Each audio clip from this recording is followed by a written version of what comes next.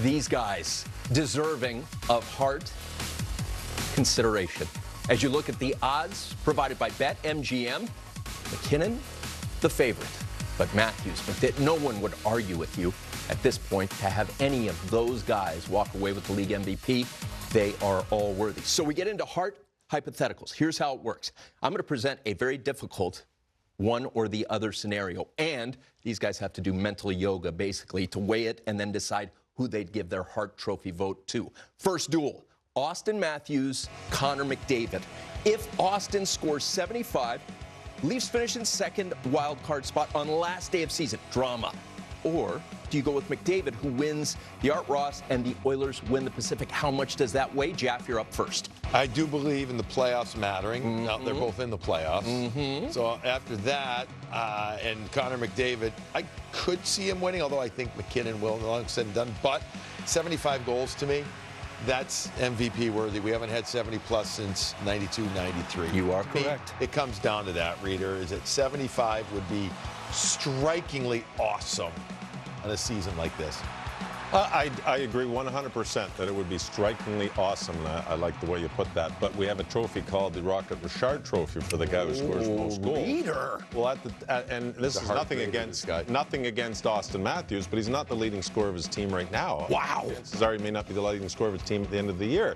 He is the best goal scorer in the game, no question about it. To me, Connor McDavid, I would be going with the Hart Trophy. Isn't goal scoring harder, though, than anything in the league? Anything? Goal scoring, putting the goal in. Well, the way Connor McDavid goes end-to-end and throws it back door and you tap it in, I would say what Connor McDavid does is tougher. I don't disagree, but we have a trophy for that. It's the Rocket Richard. And Austin Matthews is going to win it for years. He is that good. He is the best goal scorer on the planet. No question about it. But when I look at the Hart Trophy, I look at the all-around player. And to me, the all-around player is Connor McDavid. In that scenario, to me, is the Hart Trophy winner. These two guys, I told you it was going to be good. Next one. Here we go. Nikita Kucherov, Nathan McKinnon. On the left, Kuch.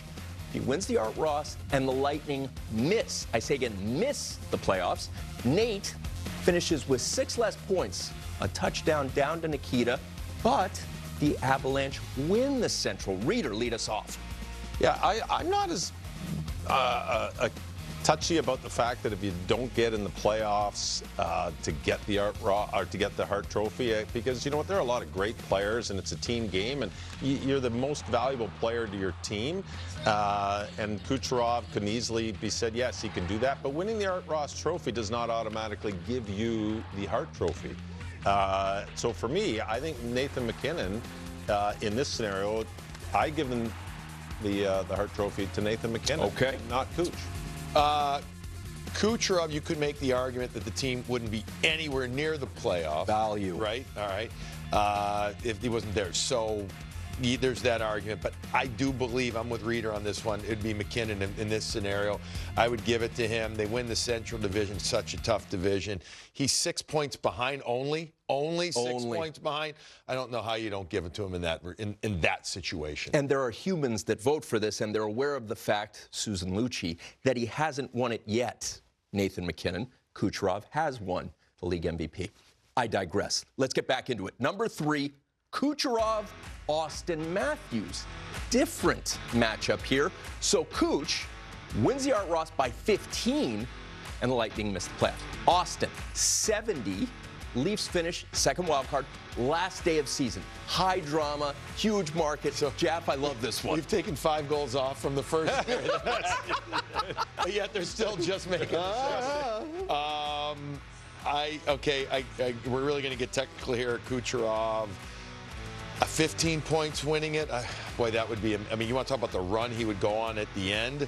That would be amazing, too. But I'm still going with 70 goals here. I understand what you said, Reader, about the Art Ross. I get it. Or the Rocket Richard. Rocket Richard, yes. I get it, but his team's also made the playoffs. I'm just going to go with it. I'll give it to the goal scorer, and the team's in the playoffs. It's important, but not everything. We got Kuch in the playoffs in this one, too, though, right?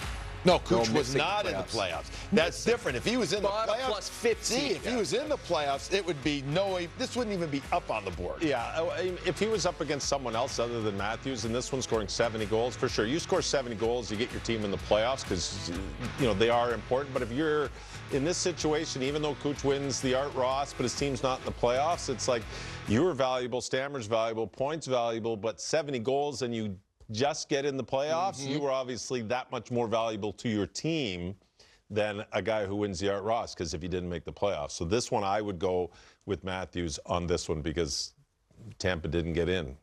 Welcome. I don't see happen. Welcome. I love it. I love it.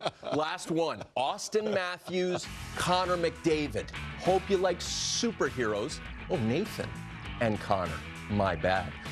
Connor, here are the qualifications. Wins the Art Ross, 150 plus, and Oilers miss the playoffs. Yikes. Nate finishes third for Art Ross. Avalanche win the Central. This is another juggling act. How say you, reader? Why do you start with me on this one? This is a hard one.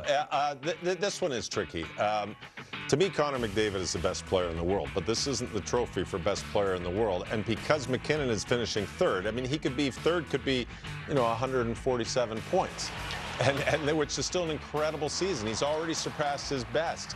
And McDavid not being in the playoffs, and again, he's got a pretty good helping cast. But for Nathan McKinnon to have a season's best already, to end up third in the scoring, and we're not saying by 20 points. Now, if he was 30 or 40 points back, but he's not. He's just third in scoring. I'm going McKinnon on this one. All right, listen. I love this hypothetical here. Connor McDavid, let's just say it's 150, okay? That would be 47 points if my math stinks in 21 games, right? Oh my God, what a run that would be. And they don't make the playoffs. And they don't make the playoffs. They don't make the playoffs. It's not going to happen. I don't know how that's going to happen, but they don't make the playoffs. 21 games. I'm a literal person. They lose 10-9 That's what we're here for. They're losing 10-9 every game. They're not going to make it. Yeah. That would be, oh my God, would that be awesome TV the rest of the way. So I love this ultimate hypothetical. This is off the charts. If it happened that way, I agree with you though, Reader. If we're playing this crazy game, McKinnon would probably have 140, 145 points, whatever that is, that he's going to get it because his team is in. Because if Connor McDavid has 47 points in his last 21 games, this team doesn't get in, we got a lot to talk about here. We've got a lot bigger issues than saying hypotheticals here. Understood. These two guys deserve a Hart Trophy for that discussion. Well done.